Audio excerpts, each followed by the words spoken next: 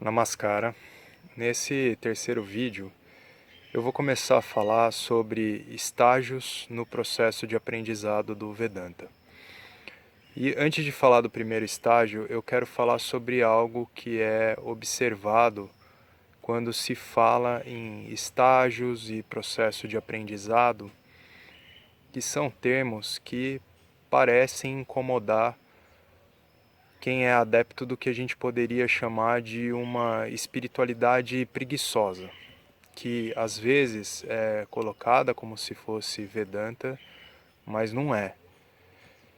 Esse tipo de espiritualidade gira ao redor de ensinamentos que são confusos e que induzem a um auto-engano, do tipo, abandone a mente, esqueça tudo, você não precisa da busca, e por aí vai. E não tem como ignorar que são comuns ensinamentos nesses termos que foram proferidos inclusive por grandes sábios, gurus, alguns deles muito conhecidos, mas é importante deixar claro que expor isso não é o mesmo que colocar em dúvida a autorrealização de alguns gurus, esses sábios. E colocar isso em dúvida definitivamente não é o meu propósito aqui. O que é importante compreender é que foram ensinamentos colocados por essas pessoas em seus próprios termos, muitas vezes por se tratar de pessoas que realizaram o conhecimento da realidade não dual, mas sem submeter as suas mentes a um processo de aprendizado em um ensino estruturado e completo. Eu não estou aqui falando de sábios tal como os rishis que existiram na era védica e que, conforme eu mencionei no primeiro vídeo, eles revelaram de uma forma extensiva quase toda a estrutura das escrituras védicas. Eu me refiro a autorrealizados sem contato ou com pouquíssimo contato com professores e ensinamentos dentro de uma tradição. E sobre esses, eu gosto de uma analogia com um músico, que é um músico inato, ele tem um talento inato, ou seja, ele tem uma habilidade para música que ele não precisou desenvolver. Então esse músico ele tem naturalmente aquilo que é chamado de ouvido absoluto. Então, ele é capaz de tocar qualquer peça musical e com facilidade para tocar qualquer instrumento, como que intuitivamente e sem receber nenhuma instrução. Então, se alguém quiser aprender música com essa pessoa, vai no máximo ouvir coisas do tipo: mas olha aqui como é simples, veja só como a melodia sai naturalmente quando eu toco o piano. Então, moral da história é que esse músico, ele serve como uma excelente demonstração de talento musical, como inspiração, mas não é alguém com habilidade para ensinar a música. Porque ele mesmo não precisou conhecer nenhuma metodologia de ensino para tocar maravilhosamente como ele toca. Então, ele não sabe explicar o que ele sabe com uma metodologia de ensino. E, do mesmo modo, tem histórias de sábios que se tornaram exemplos de desapego, de mentes libertas, exemplos de sabedoria, de uma vida pacífica. Eles servem como inspiração e demonstração dessa sabedoria. Mas é raríssima a autorrealização sem contato com um conjunto completo de ensinamentos bem compreendidos. Eu diria que provavelmente isso é muito mais raro até que o fenômeno do músico inato. E do mesmo modo, nesse caso, o autorrealizado também não vai ter habilidade para ensinar um buscador espiritual que necessita desenvolver compreensão através de um corpo completo de ensinamentos, com o qual esse sábio não teve contato, até porque não precisou ter.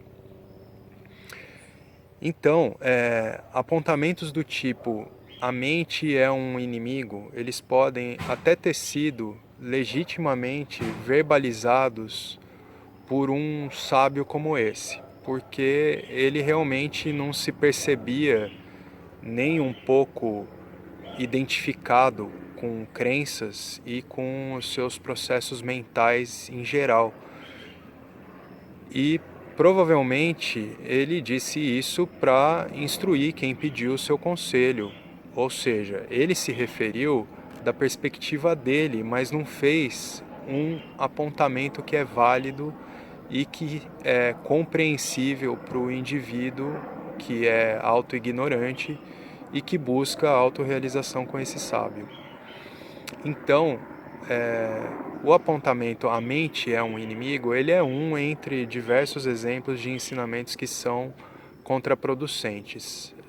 Para a maioria das pessoas, esses ensinamentos são contraproducentes. A gente só tem a mente como instrumento para conhecer todas as coisas. Então, dizer que ela é um inimigo pode gerar ainda mais confusão na mente de quem ouve esse tipo de ensinamento, de apontamento. Então, do mesmo modo, ensinamentos que dizem que você não precisa da busca ou que aconselham a abandonar toda a busca, eles são contraproducentes. Esse apontamento sobre a busca ser desnecessária, ele está atrelado ao ensinamento de que você já é aquilo que você busca, que esse sim é um ensinamento válido.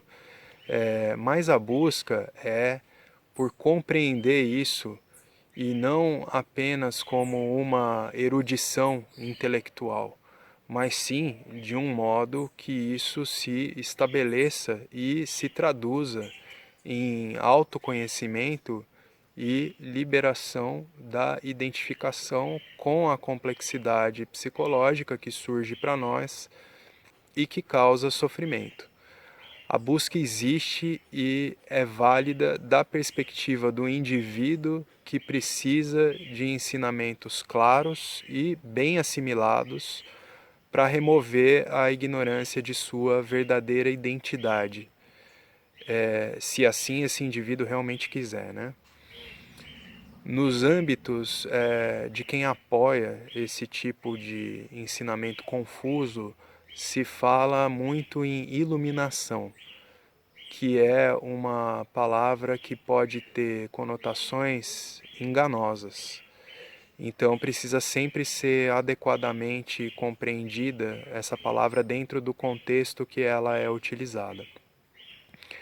Mas, basicamente, nesses meios, desses ensinamentos confusos, relacionam autorrealização ou autoconhecimento, que a gente também poderia chamar de iluminação, desde que com o adequado entendimento, mas, enfim, quase sempre relacionam autoconhecimento com algum tipo de estado ou experiência que é supostamente e repentinamente alcançado e mantido por alguns pouquíssimos sortudos. Mas, como foi mencionado nos primeiros vídeos, todos os estados ou experiências se modificam o tempo todo. Eles são sempre limitados no tempo e no espaço. E o único que é sempre presente é o conhecimento, que é o que a gente pode dizer que é como um substrato de todas as experiências. É o conhecimento que permite a revelação de todas as experiências, objetos, e é o conhecimento que está sempre presente em sua natureza imutável. Ele é sempre o mesmo, não importa o estado das coisas que se apresentam. Não importa a qualidade da experiência, nem a presença ou a ausência de experiências. Mas o indivíduo atribui realidade à sua experiência. Ele se identifica com tudo aquilo que é da ordem do seu nome e forma. Namarupa é o termo em sânscrito para nome e forma. Mas então o indivíduo ele se identifica com o aparato, corpo-mente, que é outro objeto no campo da manifestação. E ele se identifica também com os demais objetos que ele testemunha, incluindo emoções, pensamentos e as crenças consolidadas na mente. E é no que se refere às crenças que entra a dificuldade que uma pessoa pode ter logo no primeiro estágio de aprendizado do Vedanta. E esse estágio é ouvir. Shravanam é a palavra em sânscrito que é usada para se referir ao que podemos escutar. Ouvir tem um significado muito amplo e que não quer dizer que alguém surdo não pode aprender Vedanta. Ouvir aponta para a importância de receber os ensinamentos com os esclarecimentos de um professor vivo. E outro aspecto importante nesse primeiro estágio de aprendizado do Vedanta aponta para a importância de uma mente aberta. E uma mente aberta é uma mente disposta a deixar de lado as suas crenças para se submeter aos ensinamentos do Vedanta, e tal como eles são apresentados. E falando dessa forma, pode até parecer que o Vedanta é similar a algum tipo de seita ou de religião que não pode ser questionada se você quer se manter nela. Mas o fato é que Vedanta não é baseado em dogmas e Vedanta tem uma lógica verificável. E essa qualidade de mente aberta é fundamental para qualquer campo do conhecimento. Se eu quero aprender astronomia, por exemplo, eu não vou aprender nada se eu acredito que a Terra é plana e que ela é o centro do universo. Sobretudo se eu não estou disposto a deixar essa crença de lado para compreender o que é conhecido a respeito do universo atualmente, porque apegado à minha crença, eu não estou disposto nem mesmo a aceitar aquilo que já é um consenso, resultado de observações extensas e diretas realizadas por quem estuda, por muita gente que estuda os astros e a dinâmica dos corpos celestes. Então, se eu quero ouvir de verdade e não confrontar aquilo que é dito, eu preciso de uma mente aberta. Se eu estou decidindo se o que eu ouço está ou não está de acordo com o que eu acredito, então eu não estou ouvindo. Ou seja, não é útil ficar apegado em nenhuma crença. Quando a gente chega no Vedanta, a bagagem de crenças e de opiniões tem que ser deixada de lado para ouvir e ler os ensinamentos como eles se apresentam. Eu posso submeter a minha mente aos ensinamentos do Vedanta para depois verificar o que das minhas crenças está de acordo com o Vedanta e então deixar para trás o que não está de acordo. O que não está de acordo com a lógica apresentada no Vedanta, eu deixo para trás, isso se eu quero avançar na compreensão do Vedanta. O que eu não posso fazer é o contrário, se manter apegado a crenças pessoais para se apropriar só da parte dos ensinamentos vedantinos que estão de acordo com o que eu acredito. E é isso que é muito comum no modo de falar sobre espiritualidade e autoconhecimento nos meios que eu mencionei anteriormente, que propagam ensinamentos confusos e que apresentam uma mistura de fragmentos de sabedoria, portanto de acordo com o Vedanta, junto com uma série de outras noções que geralmente vão de acordo ou não incomodam muito as crenças das pessoas que se sentem confortáveis nesses grupos. É importante, é bastante importante perceber isso, perceber se isso não está acontecendo nos lugares ou através das pessoas que se propõem como professores, gurus ou mestres, a quem a gente confia que tenha a resposta para a nossa busca espiritual. Porque tem um risco de estagnação quando isso acontece, que nos faz continuar alimentando ignorância sobre a verdade. Pode ser até uma ignorância mais agradável, mais celestial, mas ainda assim é ignorância. E o Vedanta, quando ele é devidamente ensinado por quem compartilha os seus ensinamentos, e quando ele é devidamente e adequadamente ouvido e contemplado e assimilado por quem busca autoconhecimento, ele não alimenta ignorância. Pelo contrário, ele pode fazer a gente deixar morrer de fome as nossas tendências de pensar, de falar e de agir baseado em ignorância. Então, tornando as nossas mentes cada vez mais hábeis, né, habilidosas para assimilar o conhecimento vedantino. Eu vou finalizar com a consideração de que ignorância é uma palavra vista no Vedanta com bastante objetividade e sem a sobrecarga que torna essa palavra ofensiva para quase todo mundo. Ignorância é simplesmente perceber e compreender de um modo diferente daquilo que realmente é. Então, todos nós somos ignorantes a respeito de inúmeras coisas desse universo, ignorantes de inúmeras áreas do conhecimento e podemos deixar de ser ignorantes sobre algumas dessas coisas.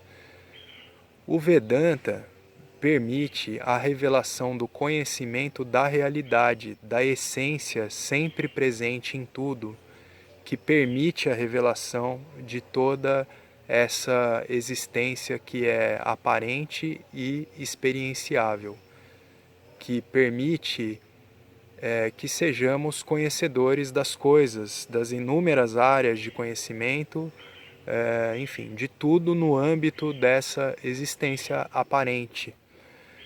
E assim como a gente pode remover ignorância a respeito de algumas coisas e áreas do conhecimento que a gente desconhece e aí a gente passa a conhecê-las e deixa de ser ignorante sobre elas, a gente também pode remover a ignorância sobre a verdade impessoal e sempre presente em todos nós com o auxílio dos ensinamentos do Vedanta.